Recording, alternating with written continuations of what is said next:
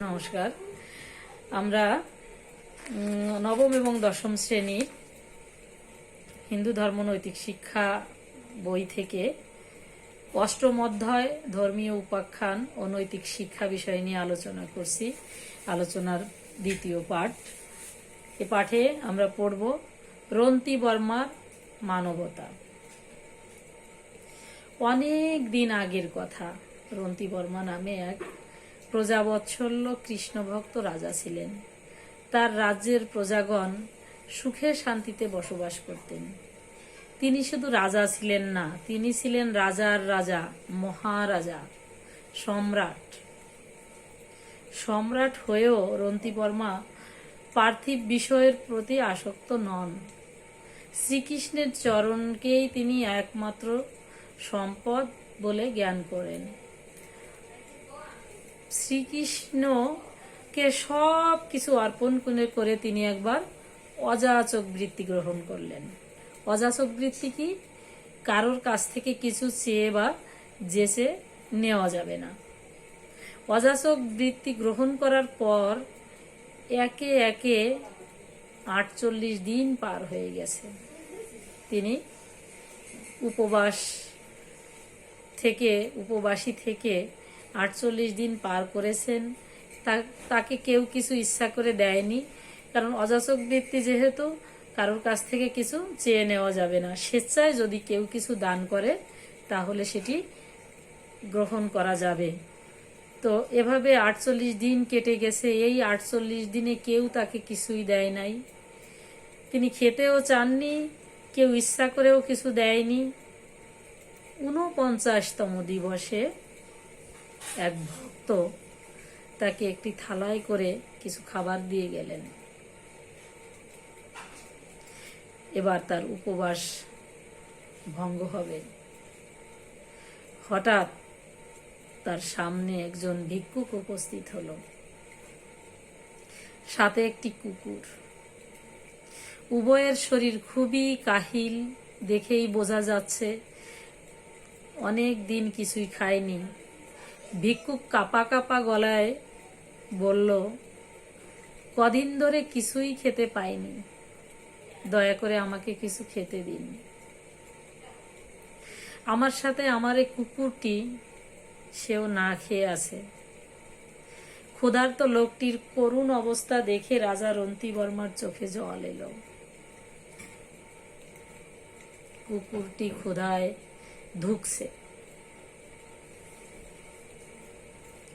রাজা কিছুক্ষণ পূর্বে খাবার ভিক্ষা পেয়েছেন, তার সবটাই ভিক্ষুক ও তার কুকুরকে দিয়ে দিলেন। পেট ভরল না, ভিক্ষুক জানালো। রাজা রন্তিবর্মা হাত জোড় করে বললেন, ভাই, আমার কাছে তো আর কিছুই নাই। এরই নাম মানবতা। এই যে রন্তিবর্মার গল্প, এটা গল্প নয়, এটা বহুকাল আগের কথা। এটা পুরাণে তোমরা পাবে। তিনি নিজে 48 দিন অনাহারে থেকে তার প্রাণ ওষ্ঠাগত প্রায়, তবু অপরের দুঃখে নিজের ভিক্ষালব্ধ খাবার তুলে দিলেন। ক্ষুধার্ত ব্যক্তিকে দিয়ে নিজে কষ্ট সহ্য করা, এটা যে কত বড় মানবতা তা যে কেউ অনুধাবন করতে পারে। এই উপাখ্যানের শিক্ষা কি? মানবতাই ধর্ম। মানবতা গুণের দ্বারা মানুষের মহত্ব প্রকাশ পায়, অন্যেরও উপকার হয়। আমরা মানবতা গুণ অর্জন করব, তাহলে নিজের পুণ্য হবে এবং অপরের কল্যাণ হবে। এটি হচ্ছে মানবতার গুণ। এর পরে রয়েছে সৎ সাহস। সৎ সাহস কি? আমরা এখন সৎ সাহসের ধারণা সম্পর্কে আগে জানব।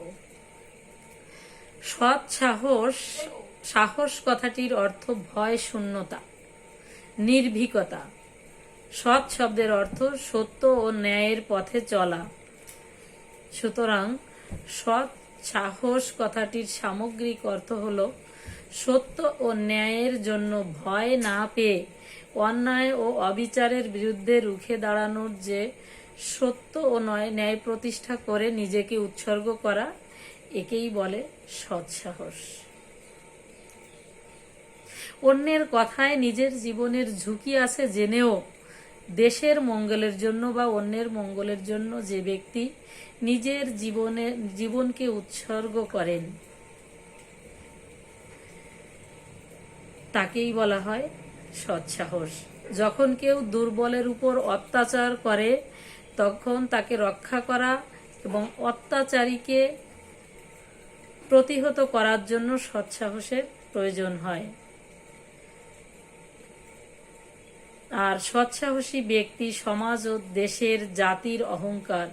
তারা সমাজের, দেশের, জাতির যে কোনো বিপদে ঝাঁপিয়ে পড়তে দ্বিধাবোধ করে না। সৎসাহস মানুষের একটি নৈতিক গুণ। আর যারা দুর্বল এবং ভীরু কাপুরুষ, তারা সমাজ এবং সংসারের জঞ্জাল স্বরূপ।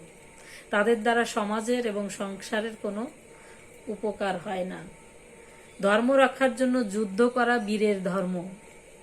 তাই যুদ্ধক্ষেত্রে সৎসাহস দেখানো বীরের ধর্ম এবং কর্তব্য। রামায়ণ, মহাভারত, পুরাণ প্রভৃতি ধর্মগ্রন্থে অনেক বীরের কাহিনী আছে, যারা তাদের সৎসাহসের জন্য বিখ্যাত হয়ে আছেন। আমরা এখানে সৎসাহসী বালক তরণী সেনের বিষয়ে জানব। সৎসাহসী বালক তরণী সেন, এটা ত্রেতা যুগের কথা। অযোধ্যার রাজা দশরথ তার 3 রানী কৌশল্যা, কৈকেয়ী এবং সুমিত্রা। কৌশল্যার পুত্র রাম বড়, কৈকেয়ীর পুত্র ভরত, সুমিত্রার 2 পুত্র লক্ষণ এবং শত্রুঘ্ন। পুত্রদের মধ্যে রাম সকলের বড়। কৈকেয়ীর চক্রান্তে পিতৃসত্য পালনের জন্য রাম 14 বছরের জন্য বনে যান। সাথে স্ত্রী সীতা এবং লক্ষণ গমন করে। তাহলে অযোধ্যার রাজাকে দশরথ। অযোধ্যার রাজা দশরথ কোন যুগে অযোধ্যার রাজা ছিলেন? ত্রেতা যুগে। কার চক্রান্তে? কৈকেয়ীর চক্রান্তে। কার চক্রান্তে 14 বছরের জন্য বনে গমন করেন রাম? এখানে কৈকেয়ীর চক্রান্তে। বনবাসকালে রাক্ষস রাজা রাবণ সীতাকে হরণ করে লঙ্কার অশোক বনে নিয়ে বন্দী করেন। সীতাকে লঙ্কার কোন বনে বন্দী করা হয়? অশোক বনে। রাম সীতাকে উদ্ধার করতে সাগরের সেতু বন্ধন করে বানর বাহিনী নিয়ে সাগর পাড়ি দিয়ে লঙ্কা আক্রমণ করেন। রাবণের ভাই বিভীষণ রাবণকে বোঝাতে চেষ্টা করেন, অনুরোধ করেন রামের সাথে যুদ্ধ না করে সীতাকে ফিরিয়ে দিয়ে সন্ধি স্থাপন করার জন্য। কিন্তু দুষ্টমতি লঙ্কাপতি রাজি হয় না। বিভীষণ কি করে? লঙ্কাপতির কথায় কান না দিয়ে তাকে অপমান করে লঙ্কা থেকে তাড়িয়ে দেয়। ফলে বিভীষণ রামের আশ্রয়ে চলে আসেন এবং রামের পক্ষে রাবণের বিরুদ্ধে যুদ্ধ ঘোষণা করেন। রাক্ষস বাহিনীর সাথে রাম লক্ষণের ভীষণ যুদ্ধ শুরু হলো। যুদ্ধে রাক্ষস বাহিনীর বড় বড় যোদ্ধারা সব প্রাণ ত্যাগ করল।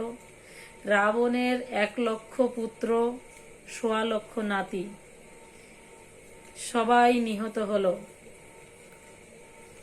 সোনার লঙ্কা পরিণত হলো শ্মশানে। রাবণ বিমর্ষ হয়ে রাজসভায় বসে প্রমোদ গুনছে। এখন কি করা যায়? যুদ্ধ পরিচালনা করার জন্য এমন কেউ নাই যে যুদ্ধে লঙ্কাকে রক্ষা করতে পারে। বিভীষণ লঙ্কাপুরী ত্যাগ করলেও তার স্ত্রী সরমা এবং পুত্র তরণী সেন লঙ্কাপুরীতেই অবস্থান করছিল। তরণী সেন তখন 12 বর্ষীয় বালক। তরণী সেনের কাছে সংবাদ গেল যুদ্ধে রাক্ষস বাহিনীর পরাজয়ের কথা। লঙ্কার বীরদের আত্মত্যাগের কথা। সে তখন রাবণের দরবারে উপস্থিত হয়ে যুদ্ধে যাওয়ার অনুমতি প্রার্থনা করলেন। রাবণ বালক তরণী সেনকে কোনো মতেই এই ভয়ঙ্কর যুদ্ধে যাওয়ার অনুমতি দিতে চাইলেন না, কিন্তু তরণী সেন রাবণকে রাজি করিয়ে যুদ্ধে যাত্রা করলেন। তরণী সেন ছিল পিতা বিভীষণের মতোই ধার্মিক।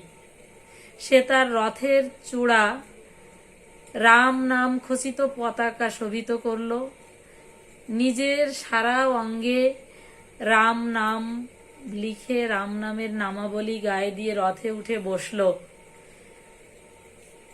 রথ ছুটে চলল যুদ্ধের ময়দানে। রাম তাকিয়ে দেখেন রাম নাম খচিত ধ্বজাধারী রথের উপর 12 বর্ষীয় এক বালক যুদ্ধক্ষেত্রে উপস্থিত। রাবণের এহেন বিবেচনা দেখে রাম বিস্মিত হলেন। গায়ে তার রাম নামের নামাবলী। তরণী যুদ্ধক্ষেত্রে এসে ধনুর্বাণ হাতে নিয়ে জয় রাম বলে তীর নিক্ষেপ করতে শুরু করলো। অনেক বানর সেনা নিহত হলো।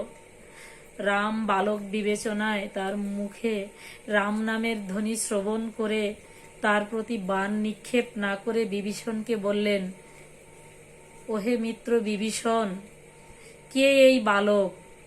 সর্বদা মুখে তার রাম নাম জপ করছে। আমি কি করে এর প্রতি বাণ নিক্ষেপ করব? বিভীষণ তখন তরণীর আসল পরিচয় রামকে বললেন না। বিভীষণ বললেন, এ এক দুরন্ত রাক্ষস। হে প্রভু রাম, এ রাক্ষসের প্রতি তুমি বৈষ্ণব অস্ত্র নিক্ষেপ করো, তাহলেই এই রাক্ষসের মৃত্যু হবে। রাম ধনুতে বৈষ্ণব অস্ত্র যোজনা করলেন। তরণী সেনকে লক্ষ্য করে বাণ নিক্ষেপ করলেন রামচন্দ্র। বাণ তরণীর বক্ষে বিদ্ধ হল। তরণী জয় রাম বলে মাটিতে লুটিয়ে পড়ল। বিভীষণ তরণীর প্রাণহীন দেহ কোলে তুলে নিয়ে হা পুত্র তরণী সেন বলে কেঁদে উঠলেন। এতক্ষণে রাম বুঝতে পারলেন এই বীর বালক আর কেউ নয়, মিত্র বিভীষণের পুত্র তরণী সেন। তখন রাম মিত্র বিভীষণকে ভৎসনা করলেন। শেষে তরণীর মস্তকে হাত রেখে রাম তাকে আশীর্বাদ করলেন। তরণী রাক্ষস দেহ পরিত্যাগ করে দিব্য দেহে বৈকুণ্ঠ ধামে চলে গেল। উপাখ্যানের শিক্ষা: স্বাধীনতা রক্ষা করতে যার যতটুকু শক্তি আছে তা প্রয়োগ করা বা কাজে লাগানোর সৎসাহস থাকা বাঞ্ছনীয়। আমরা তরণী সেনের মতো সৎসাহসী হব, দেশের জন্য জীবন বিসর্জন দিতে কখনো পিছপা হব না। এখানে কয়েকটি অবজেক্টিভ লক্ষ্য করো, এটা ভালো করে মনোযোগ সহকারে পড়লে বা আমার কথাগুলো যদি তোমরা শোনো তাও লিখতে পারবে। সৃজনশীল প্রশ্নের উত্তরও দিতে পারবে। তরণী সেনের বয়স কত ছিল? তরণী সেনের রথের উপরে কি পতাকা শোভিত হয়েছিল? তরণী সেনকে নিক্ষেপ করার জন্য কোন অস্ত্র নিক্ষেপ করা হয়েছিল? তরণী সেনকে নিহত করার জন্য যে অস্ত্র নিক্ষেপ করা হয়েছিল তার নাম বৈষ্ণব অস্ত্র। তরণী সেনের বয়স ছিল 12 বছর। তার পতাকায় তার রথের চূড়ায় রাম নাম খচিত পতাকা ছিল, গায়ে ছিল তার রাম নামের নামাবলী, এবং প্রতিটি বাণ নিক্ষেপ করার সময় তিনি জয়রাম ধ্বনি উচ্চারণ করেছিলেন। এবং মাথায় হাত দিয়ে যখন রাম তাকে আশীর্বাদ করেছিল, রাক্ষস দেহ ত্যাগ করে দিব্য দেহ ধারণ করে বৈকুণ্ঠ ধামে গমন করেছিল। ধন্যবাদ সবাইকে। তোমরা যদি এটা মনোযোগ সহকারে শুনেও থাকো, আশা করি তোমাদের খুব উপকারে আসবে। ধন্যবাদ সবাইকে।